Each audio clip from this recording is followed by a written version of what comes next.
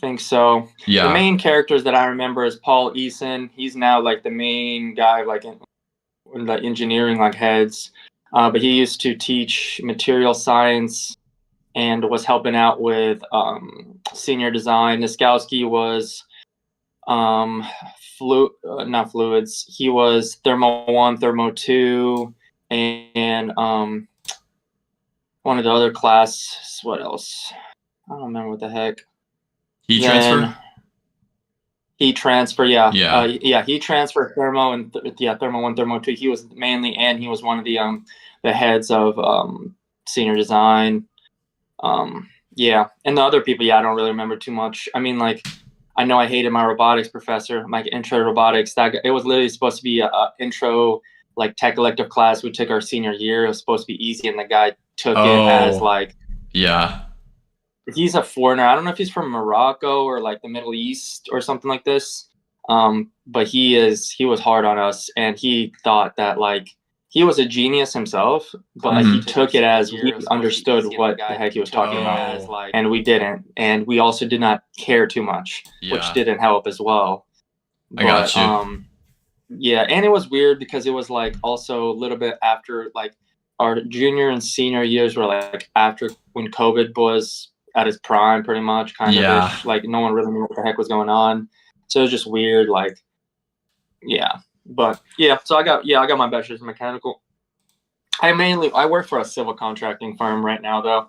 I got you. I mean, I do a lot of yeah. I'm a project engineer there, but we do a lot of civil contracting stuff. So we do a lot of like stairs and rails and apartment buildings and stuff like this. Okay. Yeah, so mainly a lot of civil stuff, a lot of 3D design. I mean, on the mechanical side, I mean, we do like robotic welding programming. Like I do that.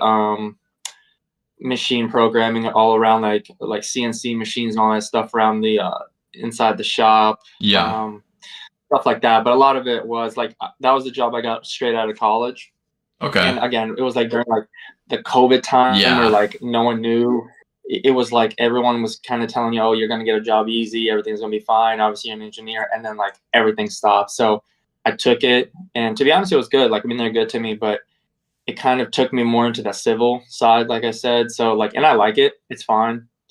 But like for the civil stuff, like obviously, like I took my FE, I passed, but now it's like if I want to take my PE, like do I Yeah. go into like I can't really necessarily go into like an ME field like test. So I was thinking about maybe getting my PE in like construction, like Oh, civil side, like civil construction side, which is interesting. fine. But like I don't know if I want to, or do I kind of kind of like backpedal and still get it in ME. But again, it has a lot also with like I don't work under a certified PE in mechanical. I do it over obviously in civil. So like based on like the 5 year requirement or whatever it is of like working under a specific PE, like with hours and stuff, Yeah. I have to I wouldn't be able. I have to get someone to sign off on it, and obviously, and I don't think I'll be able to right now. So, but it's fine. I mean, the money is good right now, and it's kind of like I don't know if I want to maybe get my master's in somewhere in that field, obviously in engineering, or some people are saying like that not too many firms care necessarily about like you getting a master's in mechanical engineering. A lot of people care if you already have your bachelor's in mechanical engineering. They'll say to get a master's in like business management, like an MBA. Yeah. Yeah. That's what a lot of people are saying. That's in my eyes. I don't know if that necessarily is the case, but a lot of the guys that like are older in my firm, they're saying like most of these CEOs and presidents of like the companies, like a master's in mechanical engineering just says you can do better math. Like they don't really understand what that is. Like it's kind of like, oh, you know how to do math. Oh, you know how to do better math. Yeah. But it's kind of like it Yeah. doesn't really show versatility.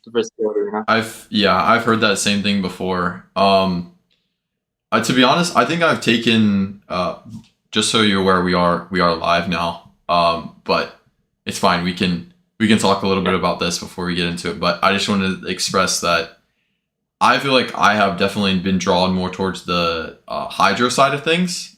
Like I love hydropower. I love Yeah. fluids. And Like I went to Green Bay a few weeks back, and I did it's called the Hydropower Collegiate Competition, and it's run through like the Department of Energy and run through like the National Laboratory of Rockies.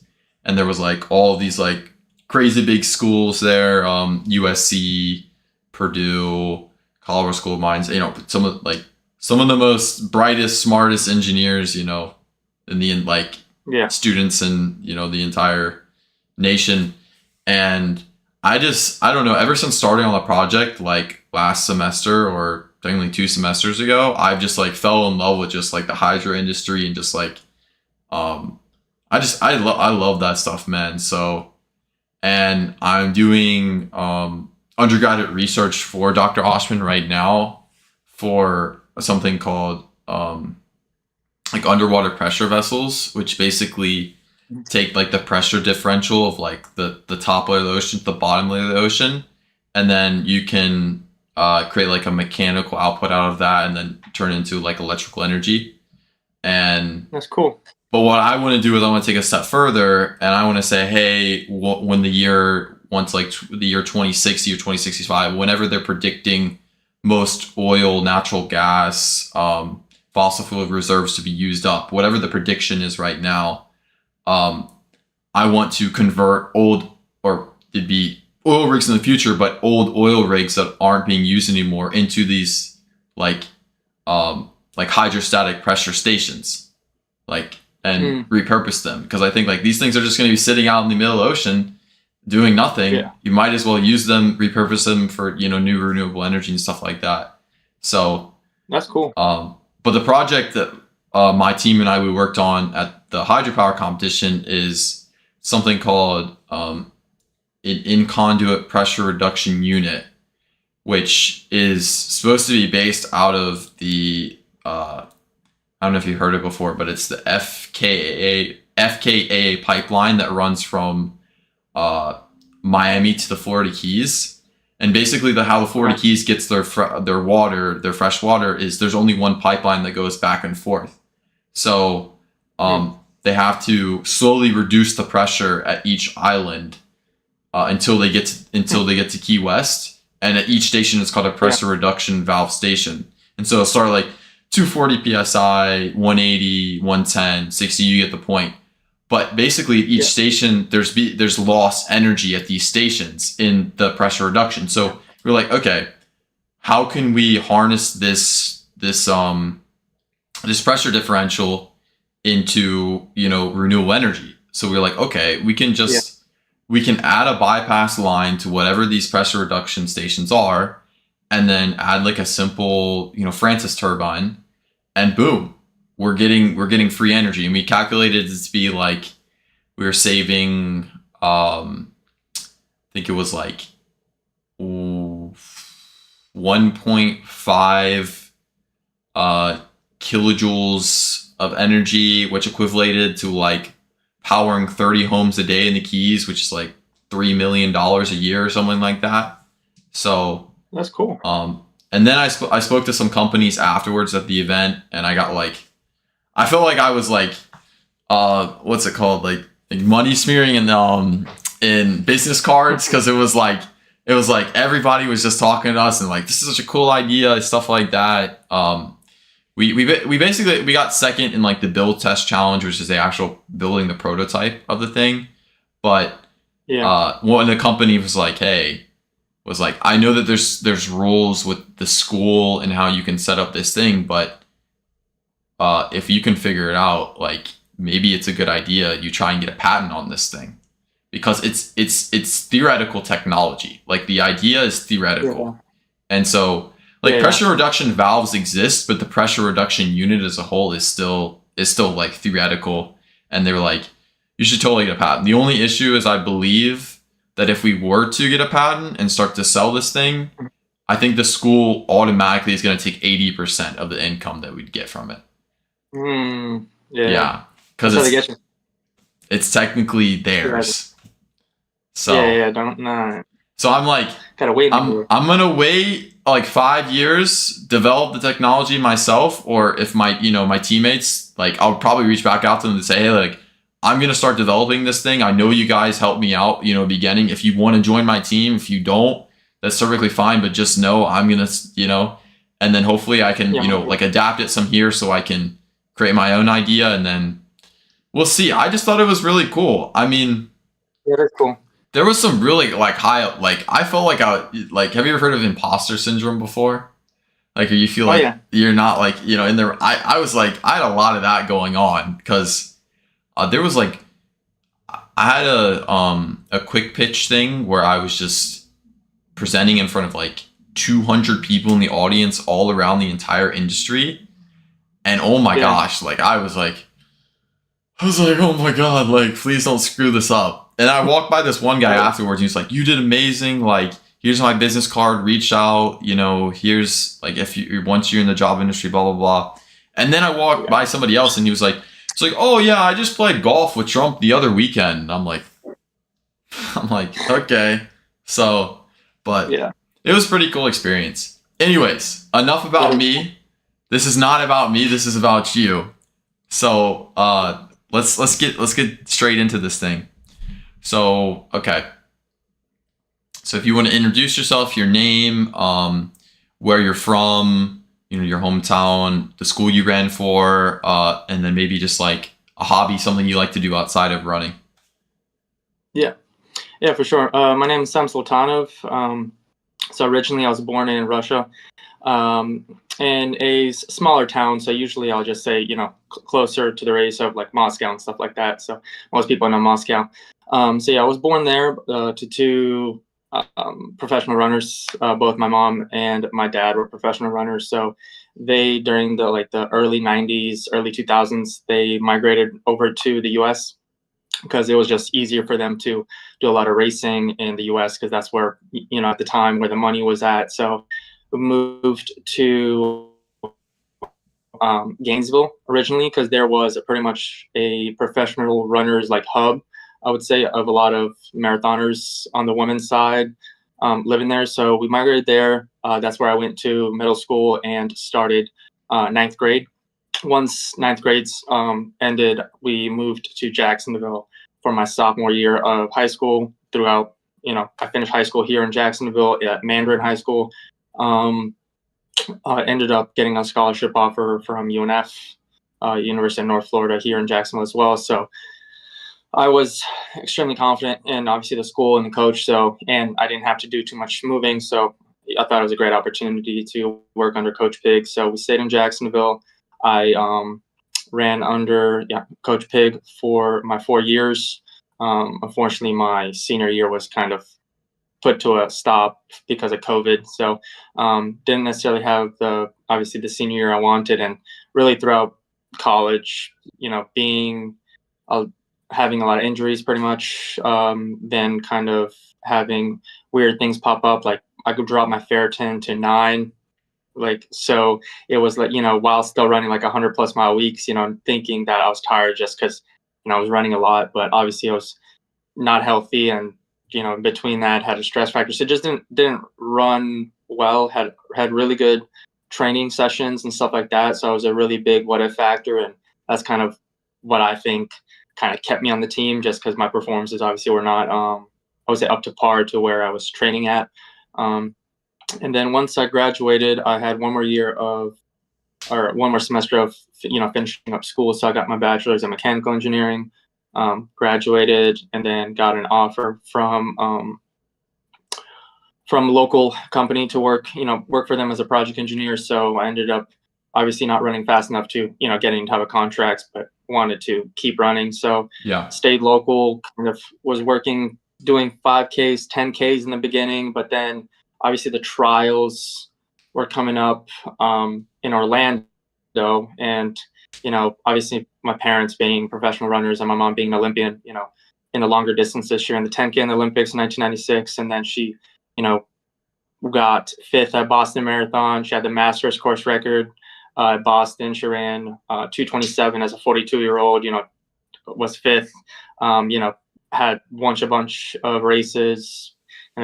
Got top 5, top 10. So she was like, "Hey, try out the marathon." And so I was like, "Okay." I went into more obviously the half marathon first. My first, I would say, a real half marathon that like I actually trained for and wanted to run fast. I ran 105:38 or something like this here in Jacksonville. And I didn't think I was in that kind of shape. I just kind of ran it with thinking there was not any competition. Ended up having like a Kenyan come out from like Tallahassee who took it out crazy fast. I think our first 5K like 15:12. Jeez. I just stuck behind him and ended up getting second. Like lost to him by like I would say like 15, 20 seconds. Like I could see him, but couldn't really catch him. Yeah. And then I was like, okay, it was pretty good. So I ran a couple more halves after that, and then obviously I went into the marathon after that. So yeah. Okay, I got you. So it's like a conventional, unconventional story. What I'm hearing, because there's a lot of like moving parts to that. I mean, I just from hearing that, I had questions before, but now I have even more questions. So my first question is, obviously COVID happened your senior year of college when you graduated. So were you technically given another year of eligibility after that? Yeah, I was, but my coach, obviously Coach Pig, and I mean, we sat down and I was just, my training was not working with Coach Pig. It had nothing to do with him. It was just mainly I was a hothead in terms of thinking that, I need more or whatever the case may be. And that was bad for me, obviously, at the end, because I just never obviously had a good season. So him and I kind of sat down and we realized like, hey, obviously, what we're doing right now is not working for you. And you're able to kind of go into your own training, whatever you think is going to work for you. And I think that'll probably be your best bet because, why are we trying to keep trying the same thing? And, if you think something else is going to work out for you, you can go transition. So it was kind of mutual. I would say that it's, obviously I probably could have went back, but I don't think it was the right thing for me. And I was pretty much ending school. So I was like, yeah, let me kind of try out my own thing and kind of go from there. So yeah, because I want obviously you can tell me if I'm wrong here, but I want to assume that it doesn't sound like it was a passion issue. Like it wasn't like, oh, I'm done with running, I've finished my career, because obviously you went to do some bigger and better things afterwards that were really cool. It just maybe sounded like maybe wrong place, wrong time, wrong mindset kind of thing. I'm curious, did the thought ever come to your head like, oh, maybe I'll transfer from my last year and go run at some other school or for grad school or something like that? I kind of wanted to, but also just, by the fact that like I'm still in Jacksonville, I don't like a lot of change, and for me, to be honest, I think what was bringing me down, but also was kind of giving me hope is I was like, I think I know what I need in a way. And obviously, like, I was like, even in high school, my mom was my mentor. And even though obviously I had a great coach at Mandarin, he was really, really good. Everybody knows him here in Jacksonville. He's a legend. But my mindset kind of was not necessarily let me go and try to find something. I generally knew that with kind of my own knowledge, but also what my mom knows, like, hey, I don't have to move, let me have her start coaching me. Let me kind of also have some input in what I think will and will not work. And yeah, let me just stay here, finish up school. I don't have too much left, and kind of just try out my own stuff. Cause I think at the time I just didn't have the right mentality of like, hey, I didn't really want anyone else to tell me what to do that I didn't really know of, because I already obviously, I was just like, yeah, nothing seemed to be working with what I was doing. So let me just try to figure out on my own versus, maybe have someone else try to bring in their own training plan into my kind of broken system, I would say, and like maybe making me even worse, So I was like, yeah, let me try to figure it out on my own. And, if it doesn't work, it's on me. It's not on somebody else. Okay. I got you. That makes sense. I think it just probably just like the best decision, at the time. And it's just, a point in your life, you're like, maybe I need to try something else. It's nothing against UNF, nothing against the team, nothing against Coach Pig, but it's it's like, and I think Coach Pig would probably, or maybe he did have this conversation with you. Maybe you guys had this conversation where he probably said something like, listen, maybe I'm not, maybe I am a good coach in general, and I know he's a great coach, but maybe I'm not the best coach for you, like, yeah, and that was exactly the conversation that we had. It was kind of like, hey, like it seems, and it was again, and it was completely my fault, but it was like I would always like my, and it was my story is a little bit definitely different than most people of like kind of like that, because I feel like every coach had at least one athlete where they would have to, hey, how much did you run this week? Like kind of like, and the kid would lie and say like he did 70 miles instead of he actually ran 60. Or you always have to tell this kid to keep going or motivate him. I was never that guy. I was the guy that I would tell him, hey, I ran 80 and I actually ran 120. Yeah. Or he would tell me, hey, run a 440 mile, and I would run a 420 mile. So you can obviously see where like, it was still bad for me, but he pretty much said, hey, if at this time, you don't have too much left at the school, obviously we're having a little bit of trust issues, which again, it's all on me.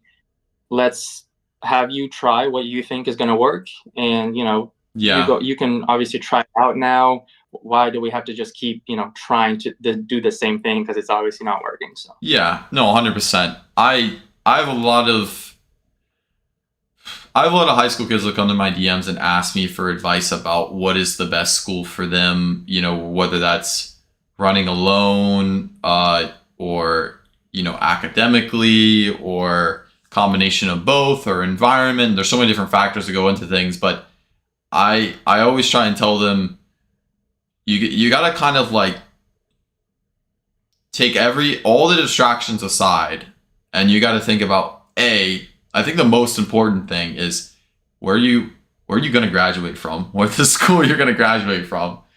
And B, I think it's the most important thing to you have to be comfortable with your communication with somebody.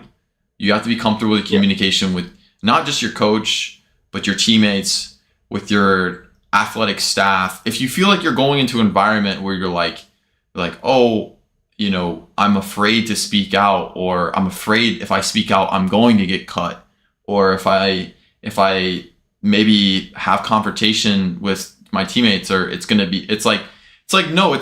never picture perfect. It's never this like, what we see a lot of times on social media, or especially high school kids on social media, is like this like, oh, I just signed a $3 million NIL deal, and oh my God, I'm going to go, like, obviously the runners aren't usually signing that much, although recently I have seen some crazy behind the scenes deals, but usually it's more reserved for like football or basketball. But same, maybe if you're track bets, maybe you're Quincy Wilson. Oh, Quincy Wilson just signed a $1 million NIL deal with, Maryland. That sounds like reasonable to me.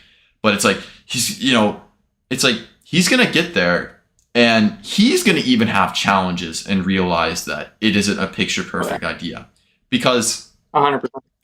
Maryland as a school, the coach and the athletic director are going to have different expectations for him than what he has for himself. Maybe he gets to a point next year in his freshman year where, or maybe by his sophomore year, let's just say in 2028, where he's gearing up for, he wants to compete in the Olympic trials, but oh no, we got NCAA or conference coming up, and it's like the school's expectations are going to be different than what he wants for himself. So that's just an example of relaying, like, okay, one, where are you going to graduate from? And two, where do you feel the most comfortable with your communication with people? And so that's at least what I've found so far.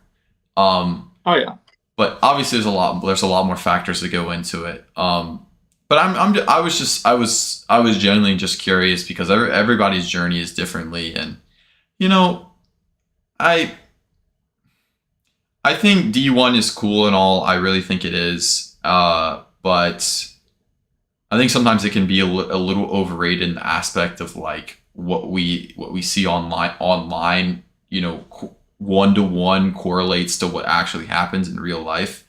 It's like, it's like there's so many things, behind the scenes that goes on, and and then all of a sudden you see somebody get cut from a roster, especially nowadays. Like everybody's immediate reaction that what didn't have that experience is like, oh, he was too slow for the team, or oh, he just didn't try hard enough. It's like no, there's a lot of other factors that go into it. Like it just maybe maybe he just had a conversation with the coach and said, hey, I think this isn't cut out for me. I've seen plenty of D1 guys before, guys that have been my teammates before, guys that I know have been on D1 teams, guys that I've just reached out and connected to in general, and they have been like, my heart just wasn't in it anymore. It felt like it wasn't fun anymore, and it felt like it was a business at this point. And that's what the NCAA, I mean, tell me I'm wrong. That's kind of what the NCAA is at this point. It's a full-on business. Oh, it's a business. And I mean, as bad and as I would say, as cutthroat as it sounds, like you are the product. I mean, at the end of the day, like with the transfer portal, with everything, like it is a very cutthroat system. And with NIL, with the transfer portal, it is the most, I mean, you see it the most now because, I mean, as soon as an athlete takes off, let's say at a smaller school, you will see them jump in a portal and try to go for a bigger school to get bigger NIL deals or whatever. Like that used to not happen, like a lot of these, I would say a lot of stories back then, but I mean, not too long ago was like a kid or a lady, obviously from a school, like from a smaller school, will start to take off, have crazy success, and would stay there or would just turn pro. But now it's like the transfer portal timeline. I mean, like my wife now is a coach, and I mean the timeline, when the transfer portal opens, all the coaches' eyes are on there because all these athletes either if they have a poor performance at a big school or a great performance at a small school or anything in between. I mean, people are jumping left and right. I mean, again, and like you said, like even for freshmen or for whatever, like everybody wants to go for D1 or D2, whatever, like as high as they can, but it's not the story for everyone. And it doesn't mean if you go D1, you're going to be the most successful, or if you go D3, you're never going to get good. I mean, there's so many stories. I mean, especially it seems like in marathon, I mean, so many D3 guys that are just qualifying for the Olympic trials, running the best they've ever have post-collegiately. And then I've seen so many guys, I mean, just in Florida, where they will pick, I mean, they'll pick FSU or UNF or UF. I mean, I usually see a lot of it with UF and FSU, where they're amazing schools and everybody wants to go there, but they'll take in 20 guys and you will forget about 15 of them by year one. Yeah. And I mean, again, it's not necessarily that they're bad or whatever, the school is not, but it's just like at the end of the day, sometimes they realize school is what they want to focus on versus just athletics and school, or they can't keep up with the practice or whatever it is. But like, it's not, I mean, there's so many different pathways, but yeah, it's not like high school for sure. The running dream I think we've all had since a little kid is, I feel like at least for me and a lot of people that I've met, it's like going D1 is like the pivotal thing of all. If you can go D1, you're like the guy, because to be honest, even more said now, like some of the Division like 1 championships are faster than like what Diamond League. Like I like it's crazy. It's insane. Like if you don't consider the NCAA a semi-professional league, I don't know what to tell you. I mean, we just had regionals, and I believe East region or one of the regions, a 147 guy did not make it out of regionals. A 13, like, I don't know, I think it was like a 13 low, like a mid 13 guy in the 5K did not make it out. I mean, it's guys that are running, I think like 3:39 are not going to make it out of. Yeah. Out of regionals. If you can't close the last 400 meters off of a slow race in a 1500 in like a 52, you're not making it. Like it is for sure. It's faster sometimes than USA's because of the guys and the caliber, and a lot of those guys are out of all the other countries. So it's like it is extremely competitive. It might be the most competitive league minus like the Olympics. I think so too. Yeah, I think, but I think this should be said. If you're a high school guy right now, like let's excluding if you just graduated. If you are a junior or you are younger and you are watching this right now, here's what I gotta say.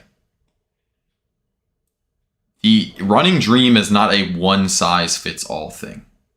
It's not a like, okay, you got this perfect thing you have in your head and this is exactly how it's going to go and this is how you're going to win you're going to, you know, qualify your state championship and then in the next whatever cross country, indoor, outdoor, you're going to go to nationals, win a national meet, you're going to go sign Oregon, you're going to have the craziest career at Oregon, you're winning multiple NCAA championships, you're going to go to the pros, you're going to qualify, like that. There, you have to be, and I'm not saying that any individual person can't be that level, it can't be as special, but the odds of you doing that and having that exact dream and everything perfectly going the way that you want to is so rare and so low. I can't even think of anybody that has done that. I can think of guys that have obviously won, you know, high school national championships. I can think of guys that have won NCAA championships. I think of guys that have won USAs or Worlds or the Olympics. But at some point during the road, they had to make a decision. They had some kind of, what's the word I'm looking for? Adversity in their path. Like, and it's never going to work out the way that you want to. So what is my advice? You got to take your training and you got to take your day-to-day level of your mentality, like, as one day at a time. Like, I think as runners, we think about, oh, I gotta have this perfect week stacked up in front of each other, and if I miss one long run or I miss one easy run or I don't hit this perfect split in this workout, my entire season is gonna be over with, and it's gonna be done. And it's gonna be like, and Sem, don't tell me you haven't thought it, like you haven't been that way before, because I know. It happens every time. It happens every time. Yeah, it happens every time. If you have one bad week, you're not fit, everything is bad.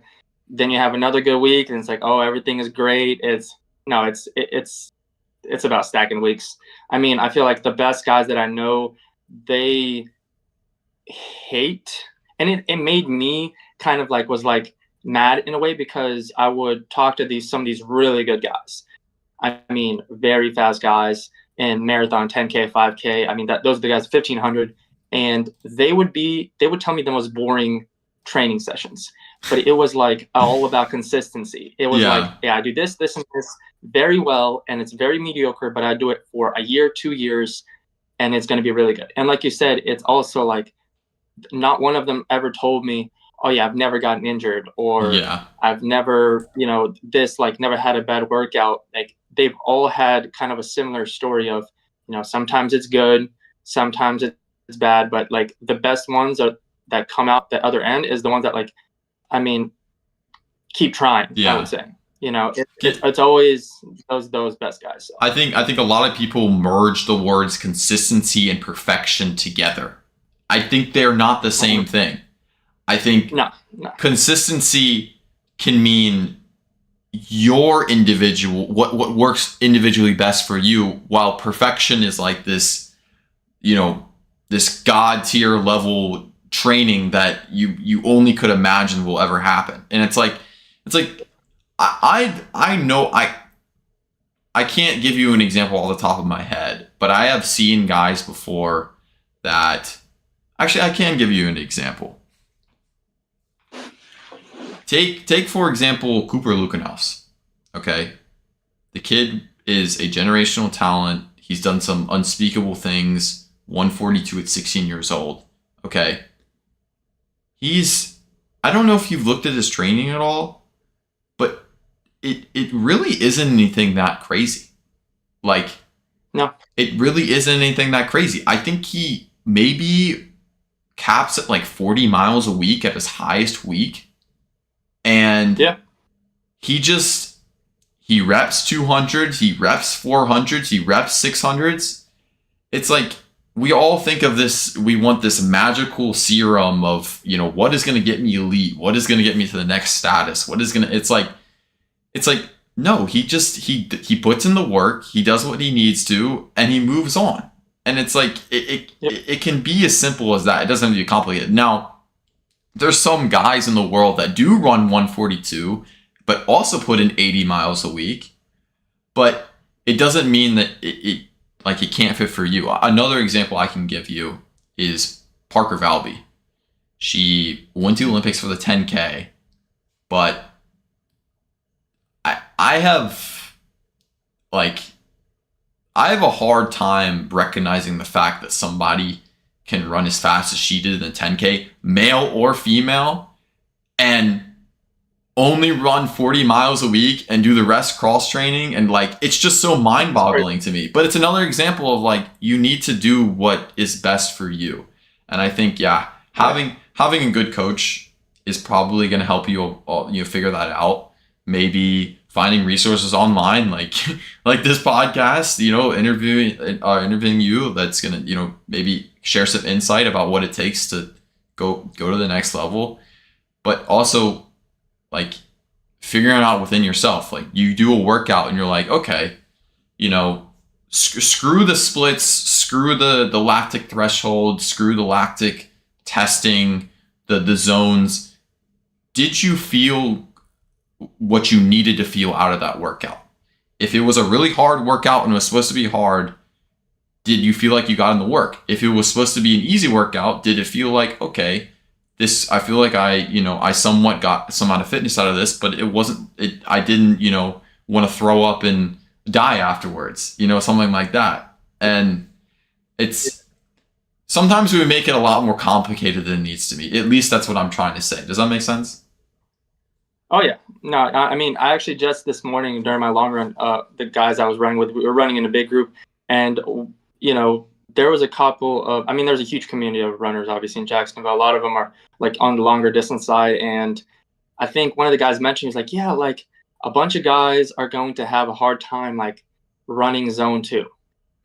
And I'm sorry. I'm not the fastest guy, but I'm definitely not the slowest. And I don't actually know what that means. I promise you, I really don't know.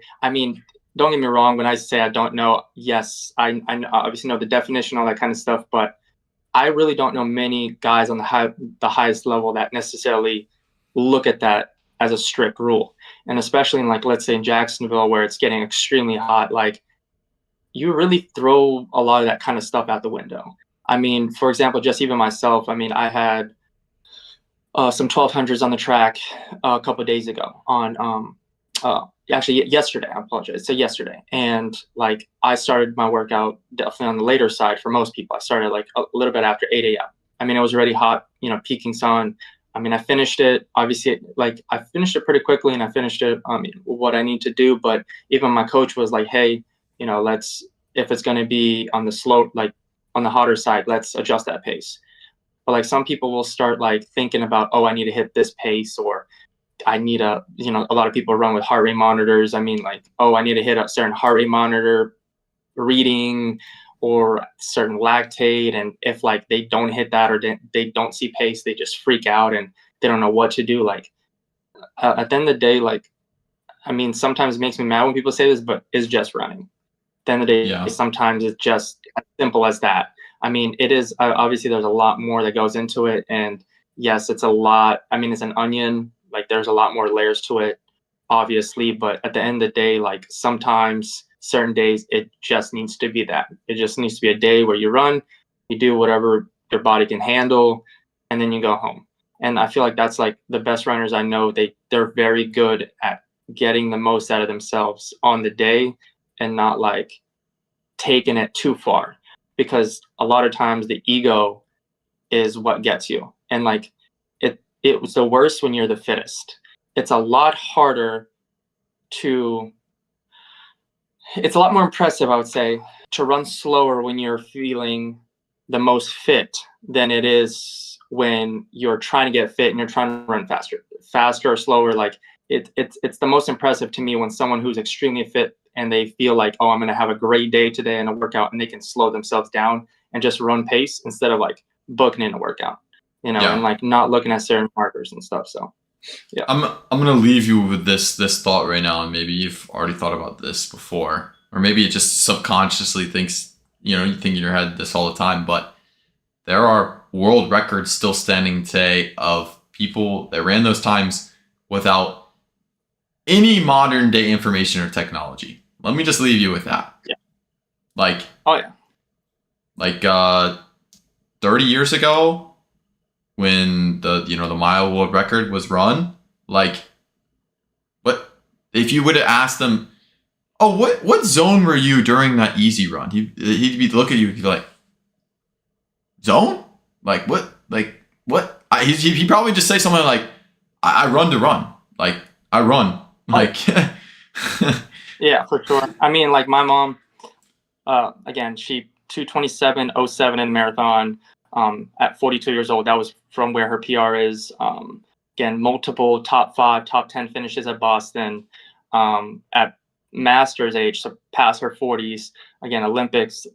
When I show her some of the gear that we have now and some of the verbiage that we use and some of the zones, she laughs because she's like, we had a Timex watch that did laps, and that was amazing. That was her Garmin GPS. Yeah. We had shoes. She was a prime time Olympian that was making, I mean, big money at the time. She was re-gluing her shoes.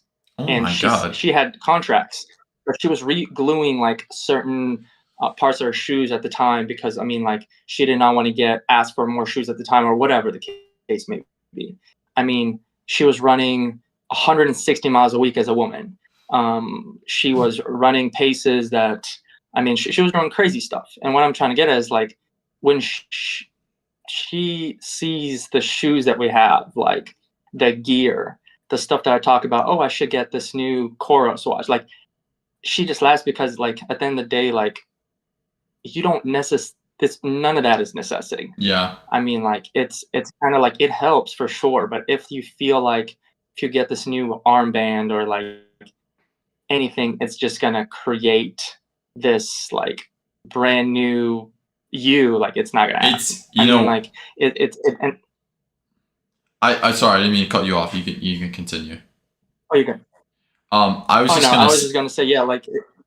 Oh, okay. Well, you finish. You finish. Finish. Yeah. I was just gonna say. I mean, yeah. It's. I feel like that's kind of the beauty of our sport. Is I would say, let's say for cycling. I mean, just in Jacksonville, we just had the Ironman. Like, with biking. I mean, you can buy time. I mean, again, I'm not saying that that's necessarily going to make you elite, but like you can buy a more expensive bike, and that's probably going to gain you a couple of seconds.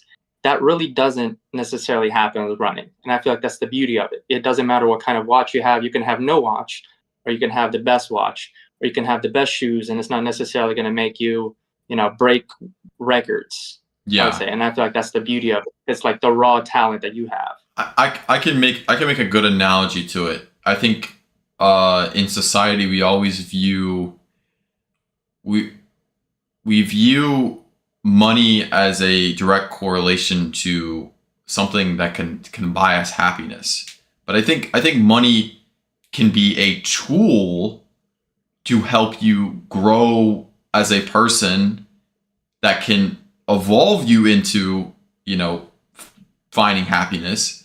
And I think the same thing you could be said about the new technologies with running. The new watch, the new shoes can be used as a tool to help you learn and grow as a person, to maybe you hit your splits better, or you can put more mileage on the roads because, there's not much soft surface, near your house or something like that. But I think it's more of a tool rather than a direct correlation of like, oh, I buy the watch and all of a sudden I'm going to run a 5-second 2-mile PR. Like, no, like maybe you will, maybe in a more, factual statement, like you buy the watch and then next season you do run a 5-second PR, but that's it's not because of the watch. It's because what you did with the watch. You get what I'm saying? Like, Yeah. so, Right. For sure. But something else I was gonna say. Anyways, maybe I'll think about it in a second. But okay, moving on. I want to talk about maybe a little bit of setbacks on your part when it comes to, like, because you said that you were a little injury prone, but also, like, what has been the last couple years for you? Because doing my research, obviously there's a lot of things that go more behind the scenes. Like, I don't know. All I see is just things that get posted online. Times, races. Obviously, what you're doing on social media and whatnot. But you had that really, really good year in 2024, but it doesn't seem as though maybe things have been clicking on all cylinders since then. So what is kind of the journey of the setbacks and trying to get back to where you were? Yeah, and it's been really weird for sure. Like I said, when I ran the good half, I was like, okay, I actually could try to run a marathon. And the trials are here in Orlando. That's very close. Obviously, it's home. So I was like, I think I can do it. And I had great training, obviously, and I was pretty close on my debut.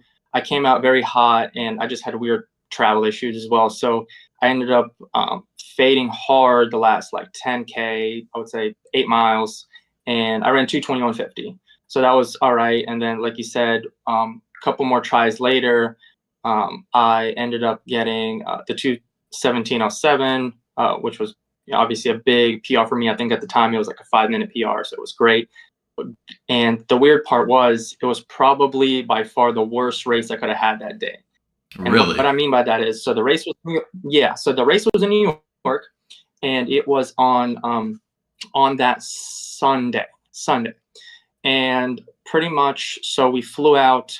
I wanted to get there as early as possible because it was pretty much going to be my last try of getting the OTQ before the window closes. There was one more race, but I didn't want to run it, so it was pretty much this race or nothing. So we flew out that Wednesday, and by Wednesday night, by the time I got to New York, I couldn't breathe. So my nose was completely stuffed. I got into the hotel, and I was already, like, my throat was hurting. I was like, okay, this is not good. Wake up the next morning, I'm completely stuffed. I have a fever. It's going horrible. Like, I had the best build up ever, and now I'm pretty much, I got a cold for sure. I run, my heart rate is at like 170. I'm running like, what is going on? Obviously, everything is going not to plan.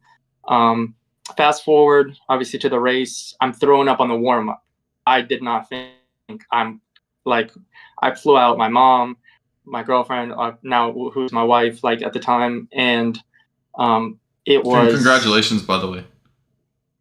Yeah, thank you. Yeah, but pretty much, yeah. Like I told my mom, who was the coach at the time, and to my wife, I was like, hey, I'm just going to play it safe.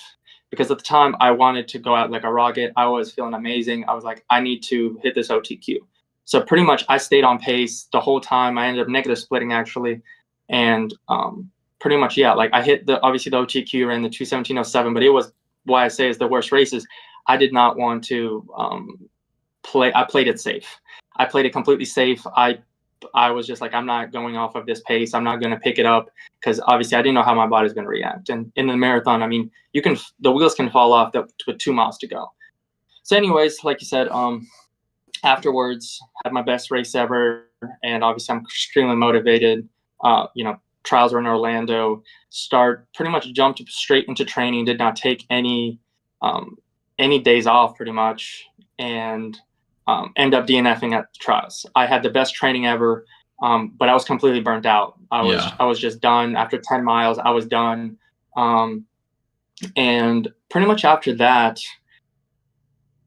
it's been a lot of kind of ups and downs in terms of it. What I tell a lot of guys who know me, it's the best training I've had ever, and the most consistent. No injuries, no really anything, but the most inconsistent and plateaued races. And I pretty much kind of figured that it's a lot of it is mainly because of the style of training that I have or had at the time, and it was a lot of it was really high intensity and just a lot of volume.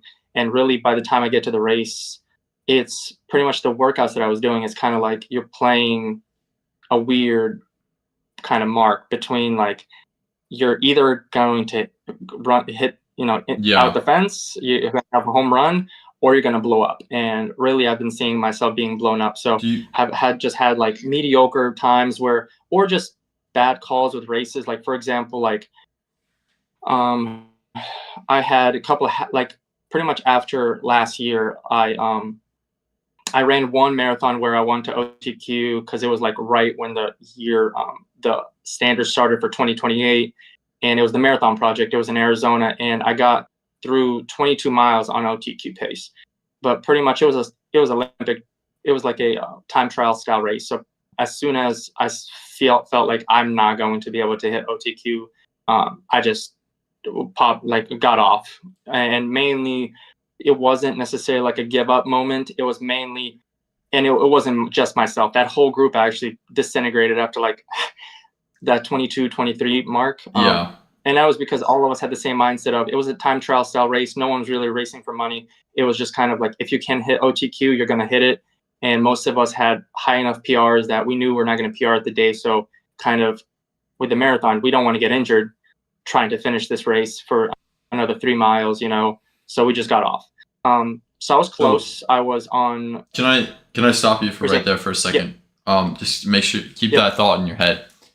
I have a question that might be able to solve a lot of these maybe miniature issues that all seem to like be adding up, like like a pyramid or something like that. But does it seem as though your high volume and your high intensity training is like you're kind of teetering between gaining a lot of fitness, but also that burnout zone? And so when you get to race day, when you get to actually experience, like, I guess, captivating on that fitness, your body is just depleted and not fully recovered at that point. So like you're ready to, your fitness is ready to race, but your body says, hey, not right now. Do you think that's probably what it is? Yeah.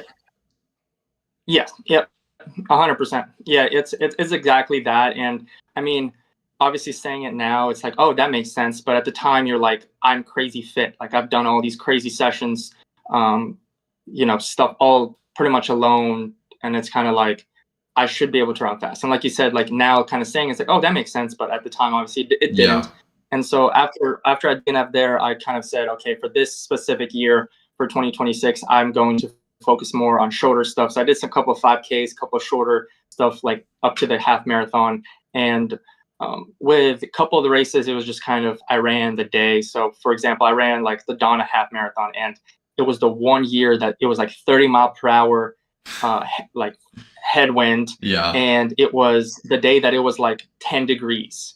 It was like everybody was, so I ended up winning that, bad. But I was just kind of, yeah, it was bad, but I won it, and it was just kind of like, okay, it was great. I mean, at the end of the day, like, I know probably, you're probably not where you want to be, and, maybe you want to make a career out of this.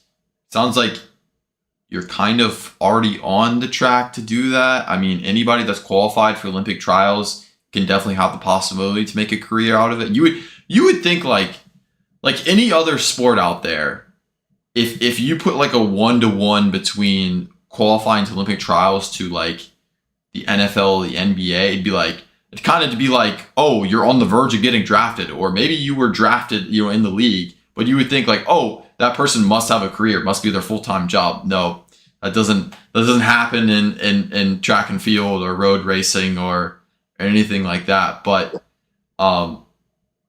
anyways, you get what I'm trying to say, right?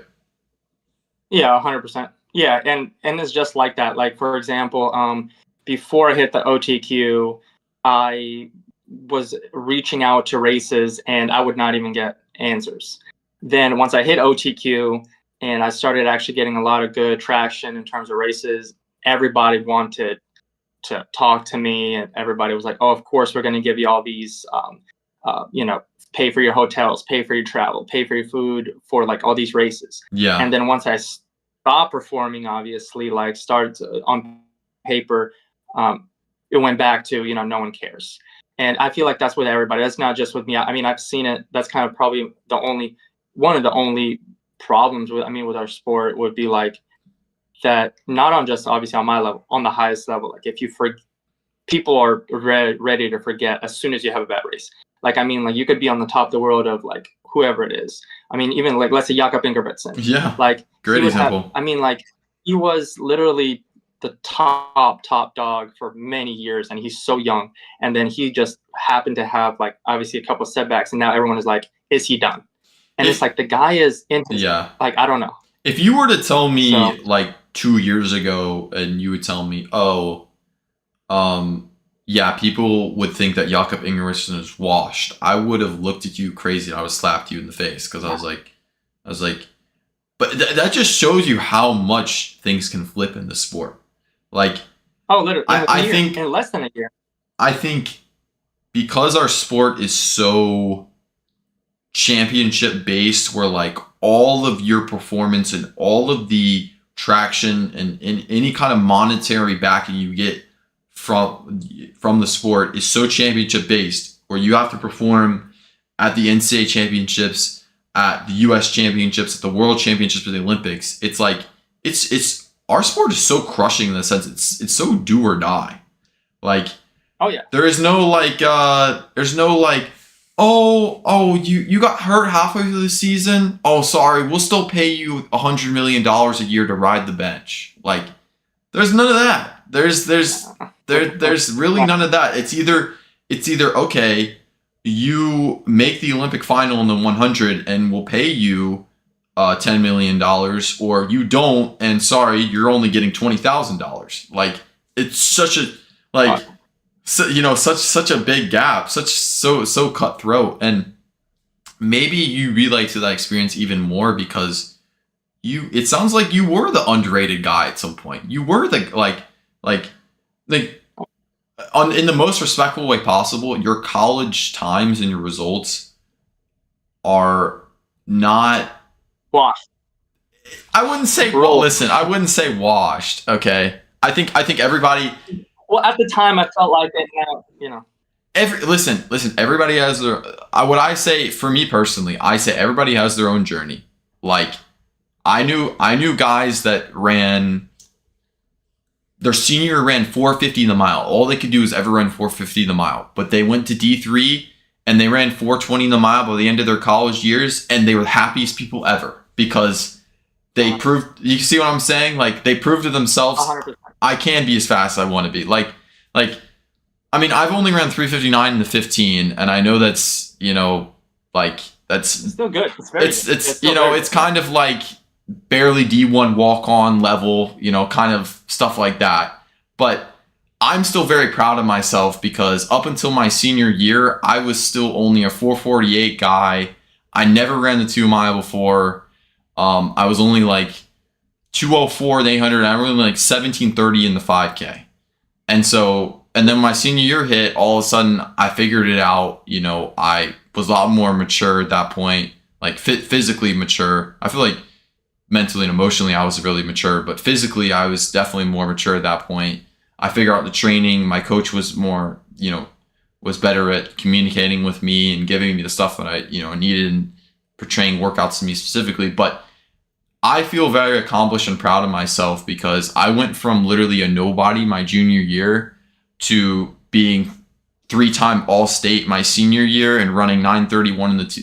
I ran my second ever 2 mile. Like, my first ever 2 mile was April of my senior year, and I ran 9:42, and I closed in like a 62 or 63, and then that qualified me to the state meet, and I ran 9:31, and I got 5th at states, and it was like All-State. So that isn't to like brag or show, anything like crazy about me. It's just to show my individual journey and how that portrays to, like, you should be proud of what you do because the person you are today is the person you were wishing you were 3, 4, 5, 6 years ago, even maybe more than that. So it's like maybe there was a different standard for you just because your parents were Olympians, and maybe there's a little bit out of the pressure of like, oh gosh, like I like running, but there's a lot of maybe like I bet here's I have an idea. I have maybe a wild assumption here. Okay. I actually think your parents probably didn't put that much pressure on you to be a great runner. They probably said, Sam, we're going to be proud of you, whatever you do. If you want to be the best artist in the world, be the best artist in the world. Okay. But maybe you saw them, you looked up to them, you wanted to be a great runner, but maybe you felt like fake pressure on your shoulders to be a great runner because you had to own up to, the expectation of like, okay, if my parents were Olympians, that means I can be an Olympian. And, is that something like, did I get that totally right or totally wrong or? Oh yeah, for sure. I mean, you like if people don't know that they were Olympians, when they find out, obviously it's like, oh, you must be a great runner. Yeah. It's never, do you like to run? It's never the assumption, they never ask, do you like to run or are you going to be running? It's like from an early age. I mean, I've always asked like, so when are you going to start running or do you like running? It's never like, do you like anything else? And I mean, again, like you said, it was mainly like, they never necessarily cared that I ran. I mean, they for sure cared that I try, right? Yeah. Because they realized that you should be able to be great at it, just based off the probability of, genetics. Yeah. But it was never like I loved all the sports before I liked running, for sure. And again, the funny part is I've told my mom before when I was even running, I loved the mile and the 800 back in in high school. Mm-hmm. Like I ran, obviously I ran a 417 and 154 at Mandarin. And at the time I told Coach Pig when him and I were talking first, was like, hey, I'm not running cross country. I love the mile. I love the 800. Yeah. And he said, yeah, that's not happening. You're running cross country.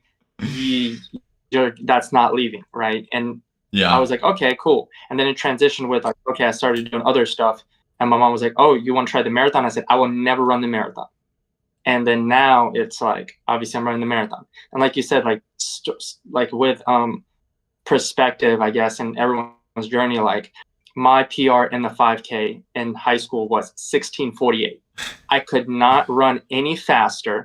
I was not even the top guy in my school. I was number 3. We had 2 other studs that was my same age. Yeah. That also, like, one hated running. He said, I will never run. He was way faster than me.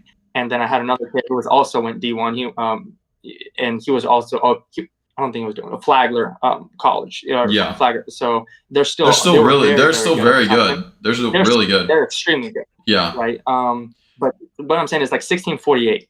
That's my marathon pace now for 42 kilometers instead of a 5K is faster pace than it was what I could run for a 5K at the time. So for 3 miles. I'm curious.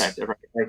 I'm curious that the teammate that went to Flagler, did he have a really good career at Flagler? Because I think I might know who you're talking about. His name is Trenton Liberty. So I had a couple of teammates actually that went to Flagler. So there was Sam Mack. Was Trenton Liberty.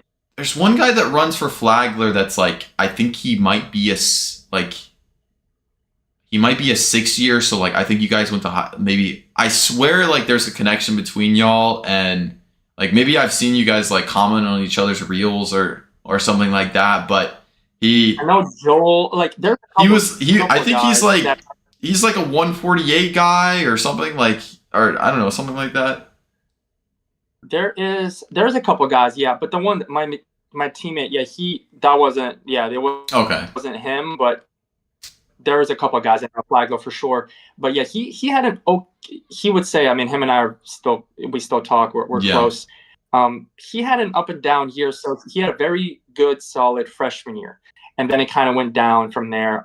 He had a big foot injury that kind of took him out pretty much until the end of his until end of college, right? So it was kind of a up and down career for him for sure. But for him, it was kind of like he just had to watch from the sideline in a boot for a lot of it, and it was just unfortunate.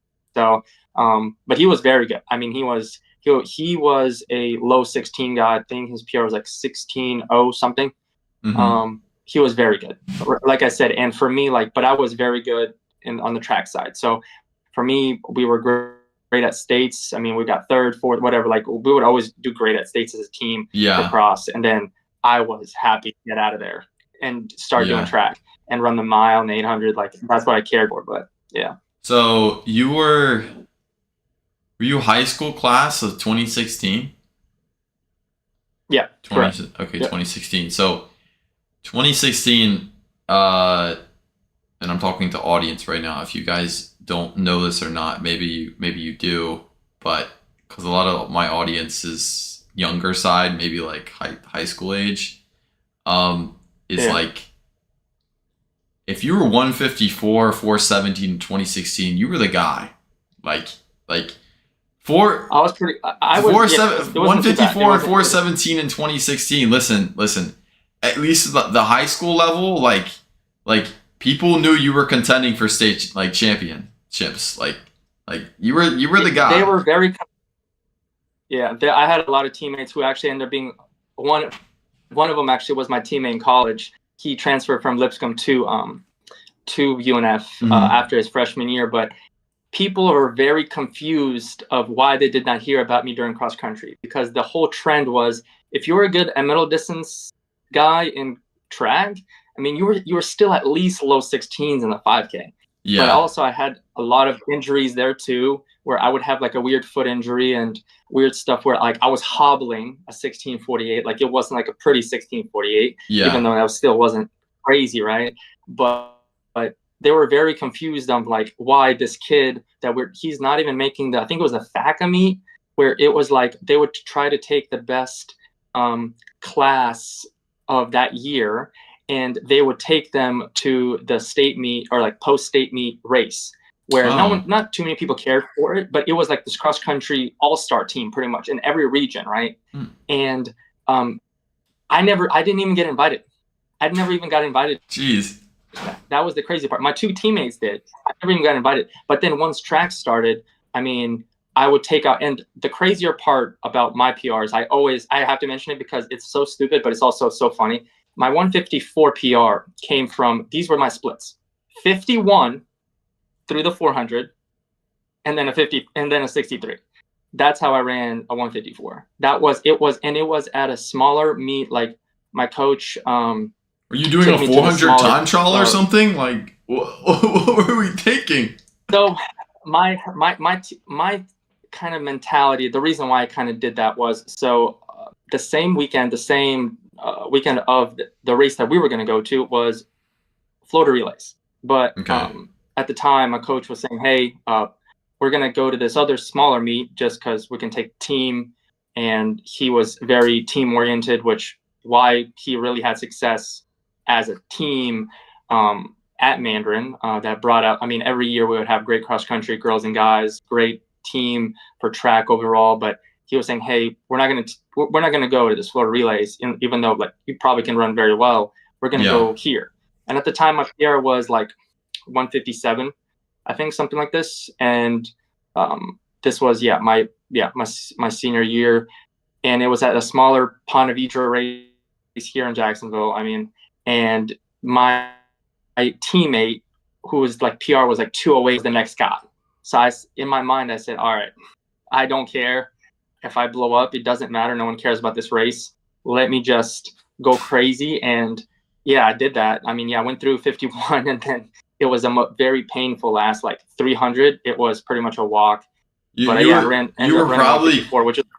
probably running world lead time at the time of that, like through 400, maybe even through 500. You were going through world lead time.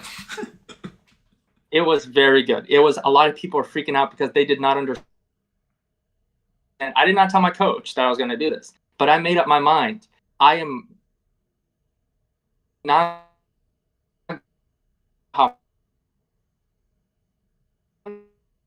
going, and it wasn't bad. Like I could run like 49, 50 in the 400. Like I had pretty good speed. So yeah, that's how I did that. And it was the most dumb way, but it paid up at the time. Obviously I PR'd by a lot and it was cool, but it was the stupidest way to run one for sure. So Yeah.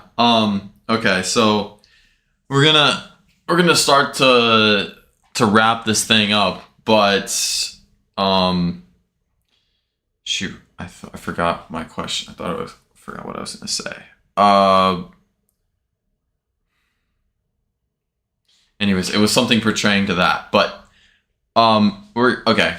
We're gonna start to wrap this thing up, and so one thing that I want you to leave with the audience here is I think there's a lot of confusion and there's a lot of misinformation out there about, especially the high school kids, about like what you should be doing as an athlete, what is the best plan for success, and on a more general basis. Okay, here's how I'm going to format this question, because everybody is going to have their own individual way of how everybody has their own body type, their own age, their own, obviously, different gender.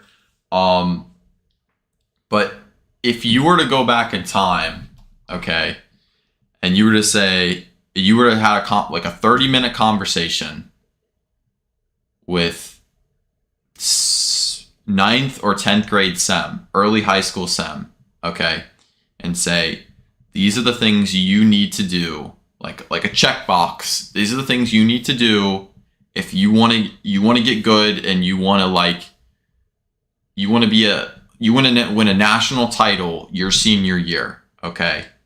Give me your top 3 things what you would tell 9th or 10th grade Sem.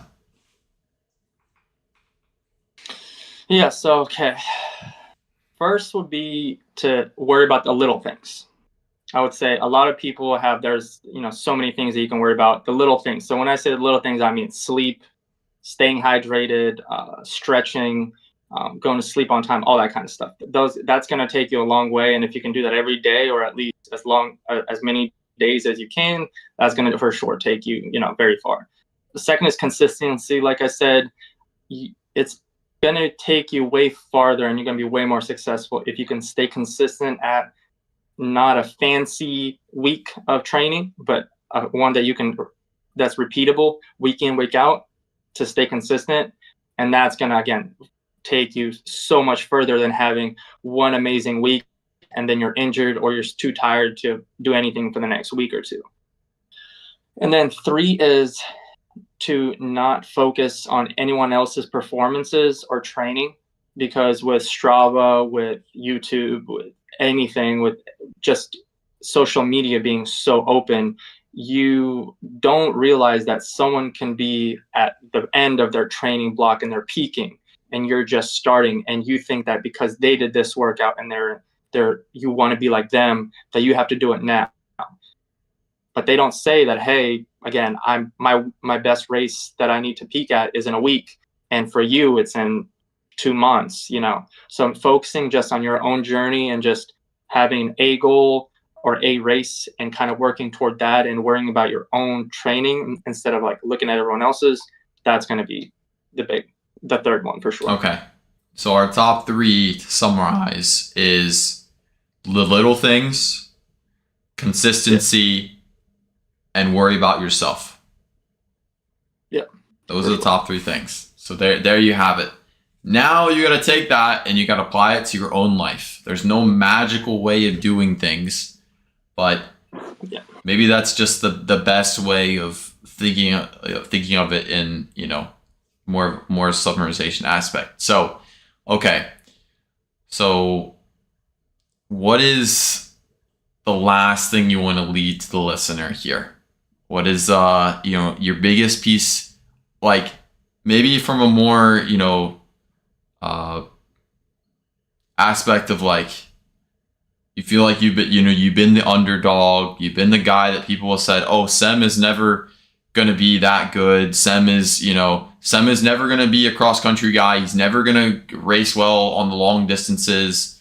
He was washed in college. I'm not saying these things about you, but I'm portraying what I think other people could say about you.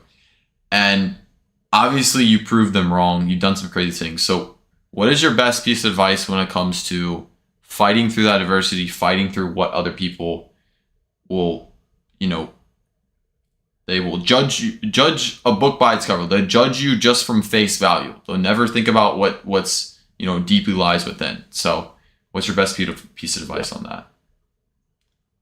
I would say just betting on yourself. I mean, it's, if I tell everybody, like, and especially, I mean, obviously with my story, it's, if you truly believe that you can get somewhere, or you know your potential, right? No one else is going to know, not your parents, not your closest relatives, whatever, right? Only you know what you can achieve, or what you truly know or think you can achieve, right? And if you truly believe that, actually have to, you're not like saying, oh, I can be the best, and you just like, yeah, but you don't actually believe it. If you truly know in your heart that, hey, I can be really good, I can be an Olympic level athlete, or whatever, right? Or it doesn't have to be just with athletics. I have to, like, with me, like, I was a student athlete, right? I got a bachelor's in mechanical engineering, and, you know, I was trying to be, and still obviously trying to be at the top level with running.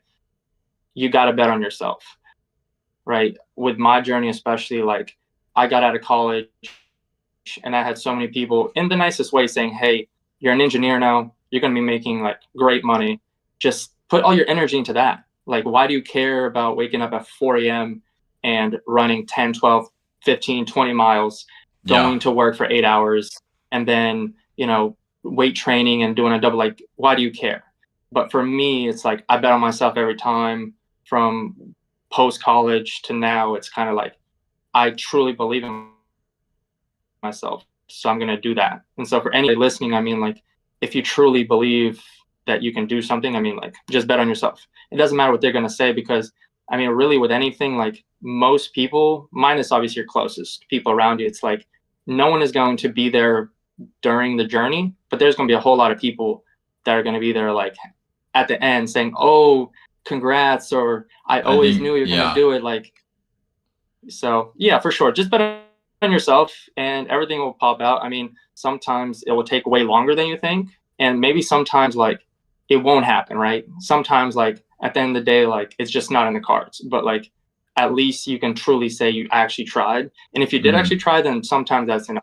So I think the best saying that I've heard of, and what stuck me for a long time, is your number one cheerleader is yourself. It's sad. It's sad to say. Obviously, you know, there comes some special people in your life, whether that's your parents, your siblings, your wife, in your example. Maybe it's a really highly regarded mentor, but at the end of the day, you know, like, saying this as respectful as possible, your wife isn't the one running, you are. Like, if that makes sense. Like, so, I don't know what she's doing. Maybe for all I know, she's an Olympian too. And you said that she's a coach too. So maybe I just, you know, really said something I shouldn't, but it's a more general basis statement of like, you know, you have to be your biggest cheerleader. You have to be your biggest friend, your biggest motivator, you know. You have to be your own discipline. So, anyways, yeah, I really appreciate you coming on, man. This was a great one. This is probably one of my favorite ones that I've done. So, some really good insight. Maybe we shared, you know, that mechanical engineering, you know, background together. So, but I'm gonna hit stop streaming. And then if you could just like stay on for a little bit longer, that'd be great.